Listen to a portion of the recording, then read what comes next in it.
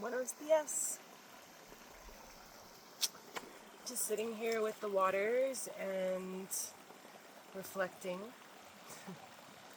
with the sky and the ripples of life. And how precious our life truly is, and what the teachings are with every tribulation, with every breath, you know. It's really interesting, this eclipse portal and full moon illumination, and how much things are really shifting. Recently I was in a pretty bad car accident, healing up pretty well. This was a big old gash. And I had just made the decision and had moved out of my super cozy earthen home in the earthship community, and made the decision to simplify my life and move back into my van. And I got it all cute and ready and put like a cool little new cabinet in there. I was super stoked. Sister painted it with me or for me while I was packing, and I had so much community support, so much good sister and brother support through that moving process, and partner support, and I was just shifting through so much emotionally, physically, mentally. And then I'm getting ready in the midst of that for Gaia's Gathering, which was a beautiful earth-based festival gathering, family-friendly, some music and art and dancing under the stars and the sand. And I got to teach my cosmic partner massage workshop. I was part of the core team. I set up the whole healing village with a great team and crew, and was pretty spent. After that. I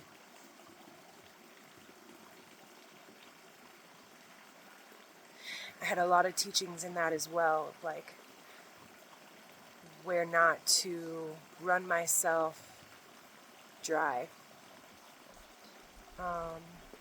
Because I love helping so much, and I love seeing spaces curated, and it's just beautiful. But I was tired. I was so depleted. I felt like I couldn't enjoy all the things that I wanted to. Either way, it was fulfilling to see everyone navigating the land and all these spaces we curated just like a week before. It was really beautiful, and beautiful to put blessings on that land as well over in Ojo Caliente. And anyway, long story long, I'm heading to work Tuesday morning. Hit this T intersection that really does come up quite fast. You're just cruising, and there's no signs, there's no warnings that there's a sharp turn coming, and I was just jamming with cacao, and I came up on that too fast, and that is my responsibility. I know that. I came up too fast, and with the weight of my van and the weight, the squishiness of my brakes, I could not stop. I couldn't stop. And I put like my life and Sage's life in danger, and our home is gone now. Totally totaled. And I've been reflecting a lot, obviously, through that. And just how, like, we live our life in gratitude, but yet there are moments of distraction or moments of taking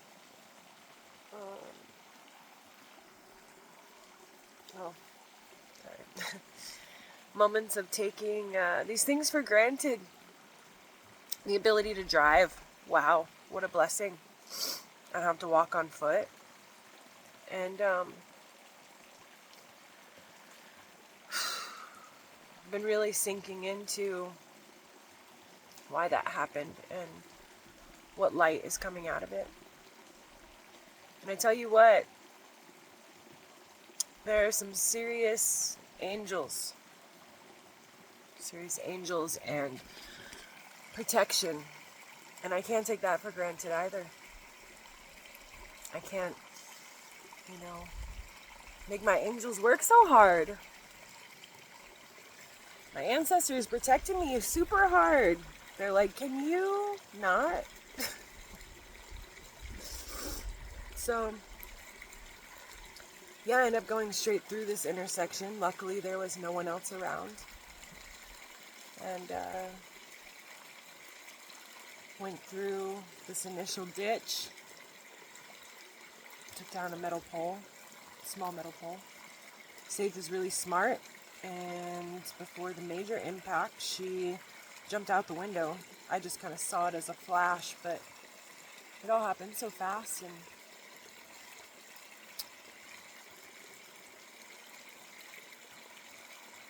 And I took down a 25-foot, probably, wooden telephone pole. I should have died. I really, and like, I've seen so many cars that have hit a telephone pole and they wrapped around it, being pulled out with the jaws of life. At least in a coma, if not dead. My big old 1992 Dodge Ram B350 was like a metal box of protection, along with literally my obsidian, my quartz from the Mine Abdominal Workshop. Lots of prayers went into that. I had just refound, and Sunbird and I had blessed up this like 4-inch arrowhead, and I just put it back in my dashboard, split into 3 pieces. The only thing on my windshield, besides the actual windshield, that I broke. It was like that arrow took some serious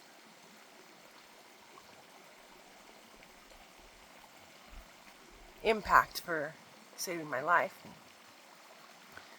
Sunbird said that he had arrived like before the EMTs did on the scene. Called him like within like 15 minutes. It's so beautiful when you have like a best friend and a partner that are like fucking there. Don't ever take those relationships for granted either. Yeah, you're such a smart girl. So glad she's alive. So, yeah,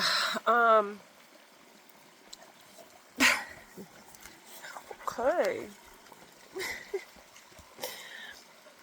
So these life lessons of not taking these things for granted, and that old van was made strong. Thank you, Dodge.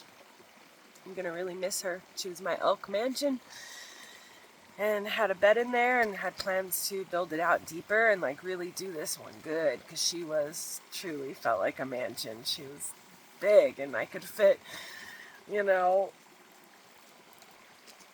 all the things that I needed in there, compared to my GMC Safari, which I love too, but it was very limiting and good for one person, but not expanding, really. And, yeah, I walked away that day. I walked away with bruises and scars, but my life and my breath.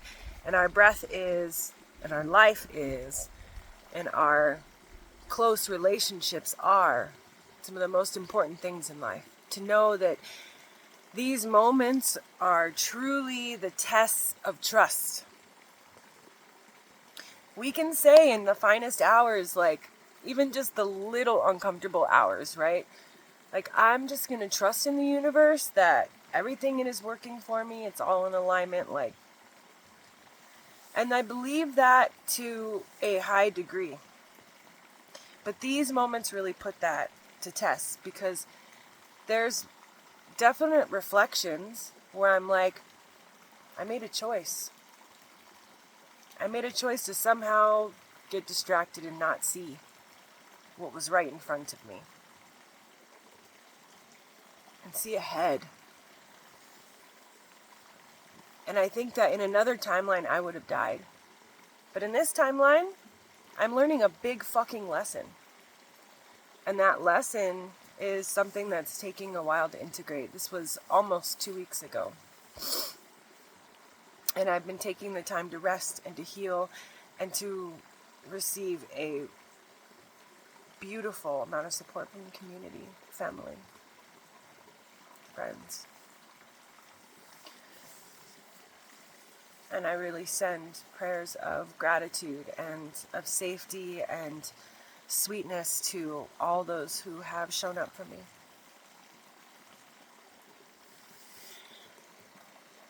So I really have tested the trust in the universe. You know, what is this teaching? To have everything taken away in that manner, but not my life. And I think the teaching is partly and a lot a matter of simplifying and focusing.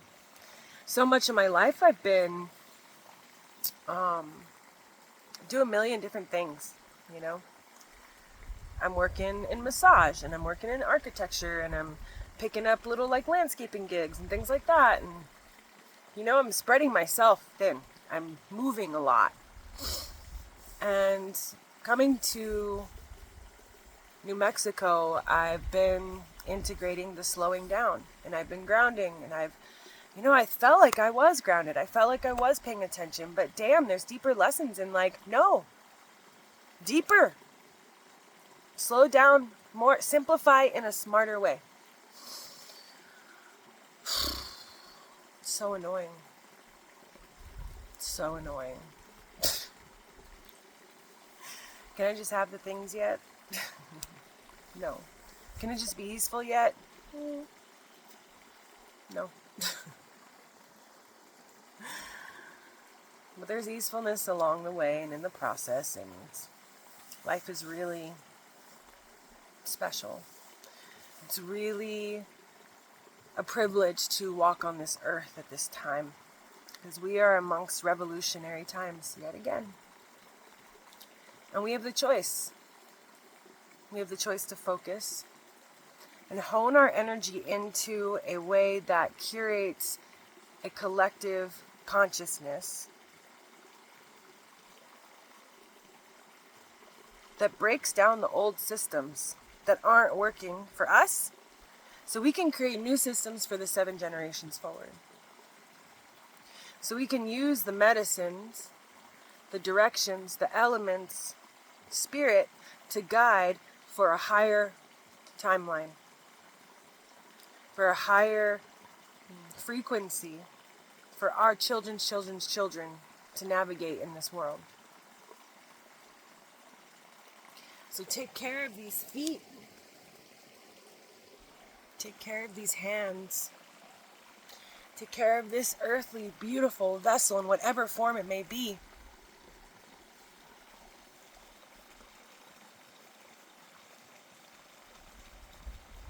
Take care of our mother.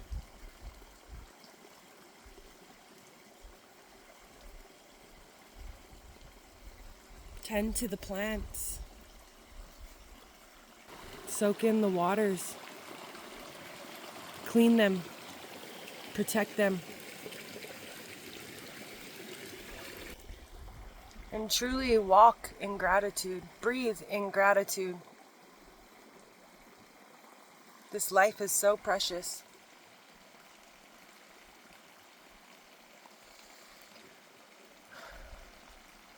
You know what also came out easily when Sunbird went and grabbed my things from the van was sweetgrass. Right when you opened the door, there it was on the ground. And my hawk fan. And I think all of these sacred things that have had so many prayers held a lot of strength and protection. I've been laying down a lot of tobacco this year, a lot of prayers this year, and forming a new relationship with prayer that I never have before. I grew up Christian, yet non-denominational. My mom was very like, this is the path for me, and you be a good person, and you're going to go to church and go to youth group, but you figure out what feels right for you. You know, you figure out your way. And so I did. I studied a lot of different religions and really connected with Buddhism and the art of non-attachment, non-possessiveness, which is in the yoga, the yamas of yoga. And we were speaking to how I've always gone back to when certain situations happen, like, well, this is a lesson in non-attachment. Don't get attached to material things. Everything changes. Everything. The only constant in this world is change. That's it. That's the only true promise, is that everything is constantly changing. These ripples are moving and changing, each one unique. Body, these skin cells, they're forever changing, turning over.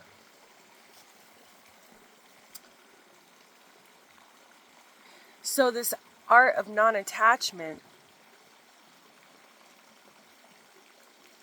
this philosophy and this tool and way of living life, does not say to deprive us of pleasure and humanness,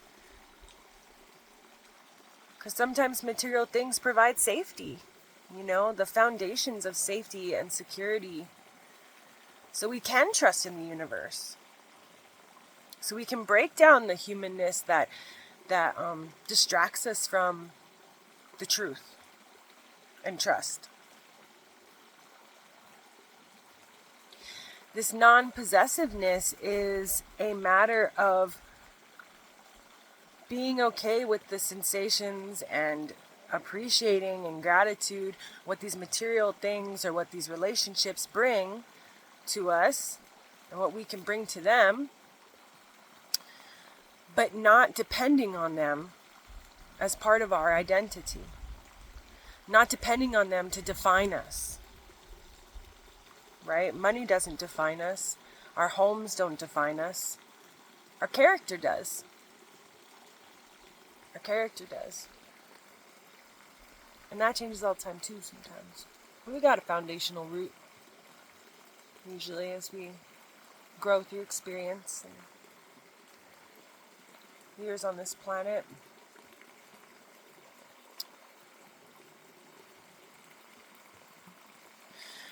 It's always interesting to me to hear about Buddha and think about his story, like how easy, hard, yet how much easier is it to reach enlightenment and all these yamas, niyamas, these principles and practices for gaining oneness with God, with creation, with nirvana. How easy is it to remove yourself from the world to do so? To remove yourself from all relationships, all possessions, and just go sit under a tree. That definitely has its challenges. Not doubting that.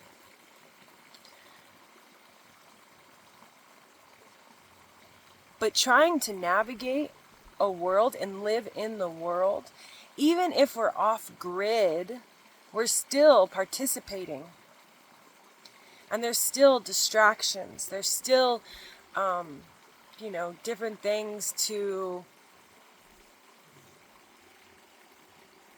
pull us away from our focus. Pull us away from those principles being enacted every day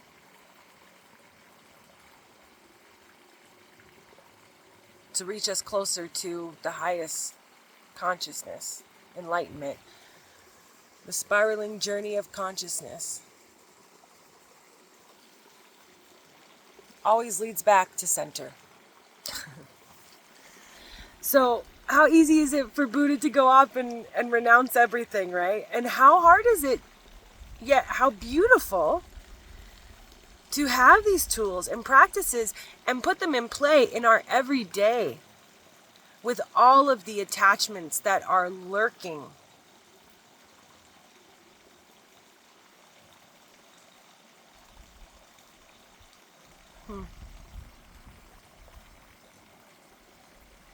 Ponder upon that.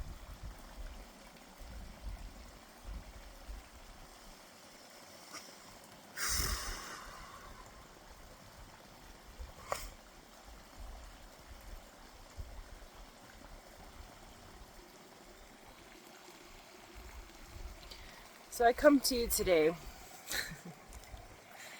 from the waters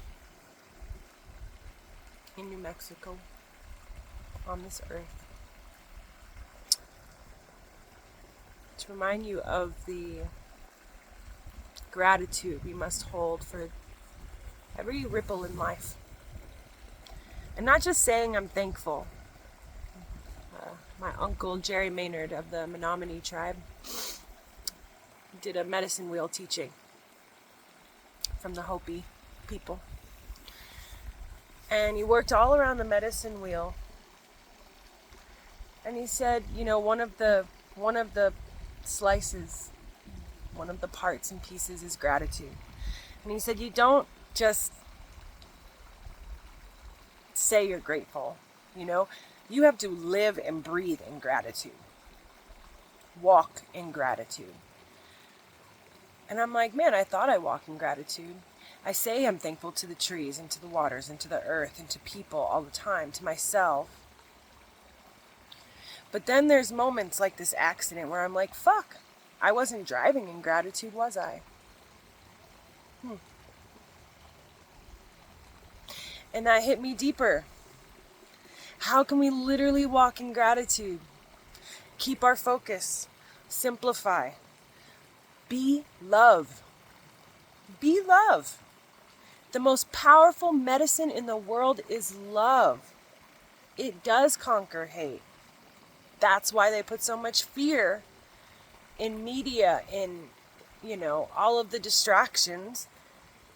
Because they keep you on that lower vibration of fear. You cannot feel. You are numb to the power of love. This is a choice. When we walk in gratitude, we breathe, eat, sleep, watch, taste, hear, smell, love. That's why it's so important what we surround ourselves with, who we surround ourselves with.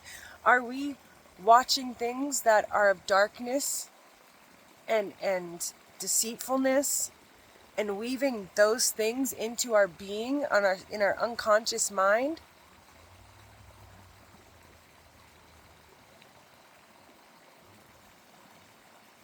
It's interesting things to ponder upon.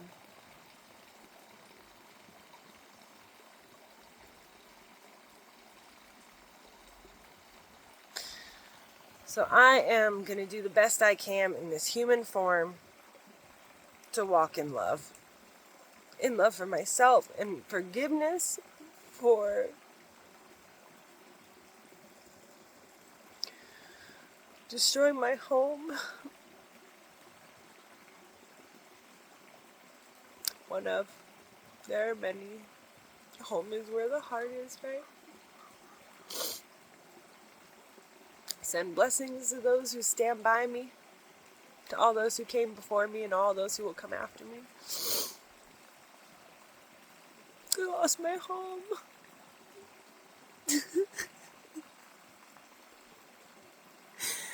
When so many people have lost their homes, it's just one tiny thing. I'm grateful I have my life because so many people lost their homes, their things, their life, their family. I'm so blessed. I'm really so blessed.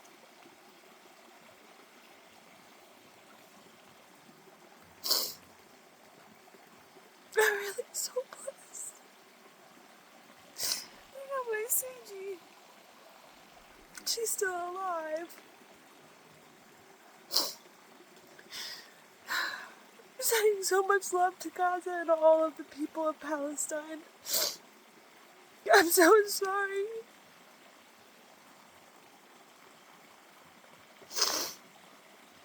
I'm so sorry for our government's complacency and participation. I'm so sorry that this war hasn't stopped. Those poor people. Children. How can this go on? How can this world be full of so much fear, that hate?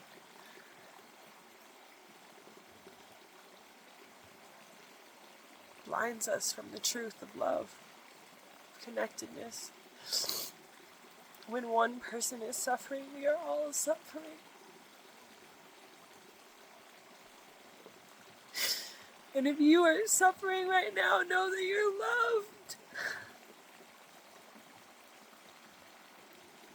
Let's reflect on the teaching. Reflect on what you do have. Even if it's just the ability to hear the birds chirping in the morning. To feel the wind on your face, you have those things. Some people just can't feel those things either. Oh, just praying for the children. That they can be free.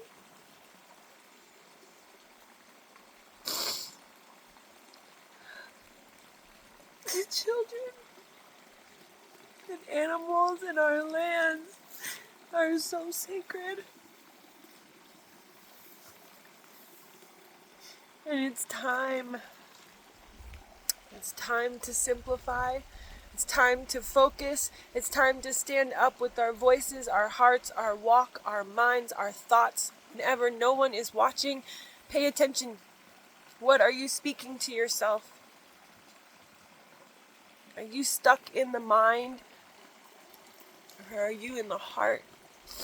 Are you walking with love for yourself and for those around you? Because anyone who is treating you badly, they are suffering even harder. All of these world leaders that are participating in this war and making these decisions of mass destruction, they are suffering. So put them on your altar. Pray for them.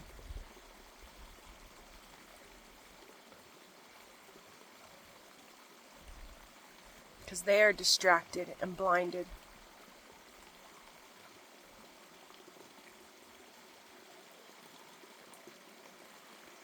May all beings on earth be free of suffering.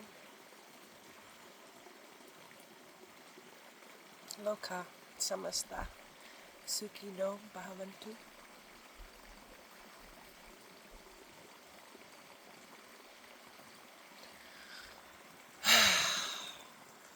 Thank you for listening to this reflection of life. If you've made it this far, let's bring our hands to our hearts and all connect with the breath wherever you are.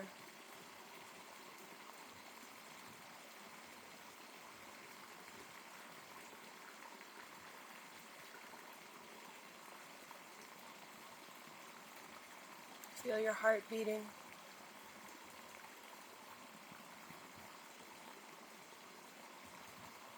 Breathing in gratitude for every pumping into this beautiful heart, allowing you to walk this earth.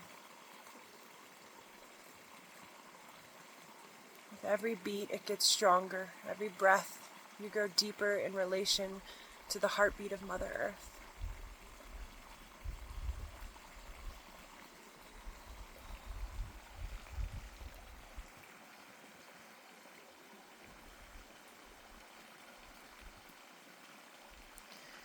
Imagine a golden light swirling around you. through your spine, through your heart, your blood, flowing with golden light. Feel your feet upon the earth and feel that golden light growing roots down into Mother Earth, connecting to the trees and the plants and the mycelial network below you.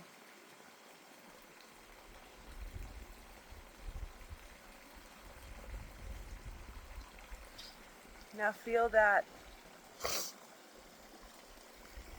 golden light reaching up to the sun, through the top of your head, your crown chakra.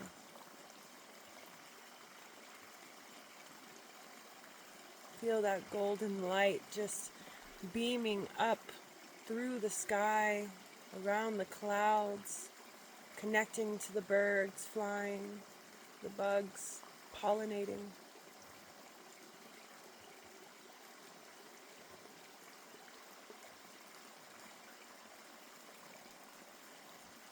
And feel that light growing,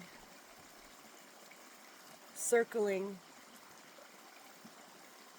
all that surrounds you, growing and circling your city, the people, the animals, the lands, the waters, wrapping a golden light around your country, a golden light of protection, of consciousness, awareness, of love, forgiveness.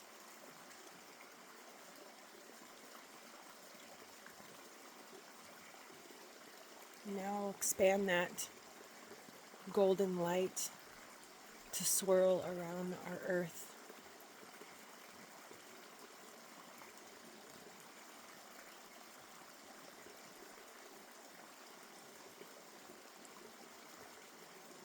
Through the cracks in the darkness comes the light. Through these shadowy, revolutionary times, we will let the light break through. So bring that light around the earth, around you, connecting us all in the web of life.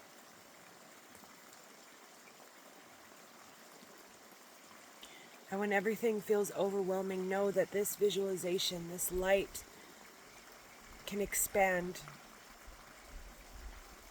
across the seas and the oceans, the mountains, through cultures. When you feel like you can't do anything, know that you can do this.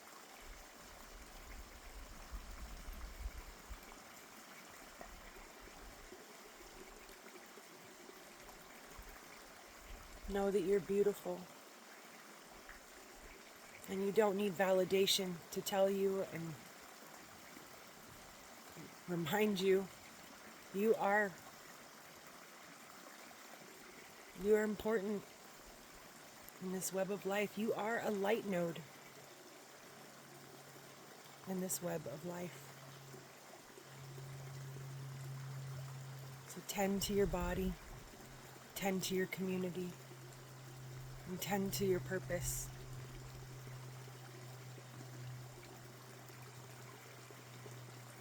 For the 7 generations that come after you, for their hope, hold on to yours. Hold on to your faith and trust in the universe. Trust in creation. Trust in the process of life and death and rebirth.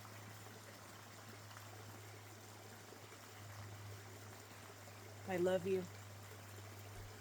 Sending blessings and easefulness to your day, to your heart, your mind. And always come back to your breath when you need to simplify your thoughts, your actions, words.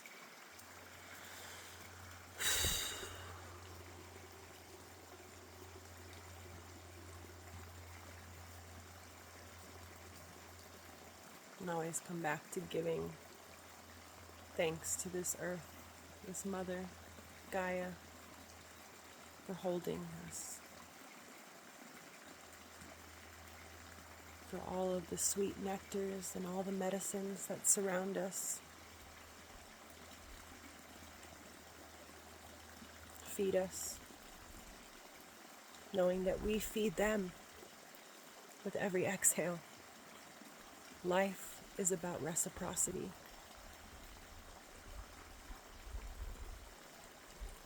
Remember that. Without our breath, the trees wouldn't exist. And without the trees, we would not exist. We are all equal parts of life. And we must release and shed and let things die so we can tend to the limbs that no longer serve and support, so our foundation and our roots can grow strong, thick, resilient.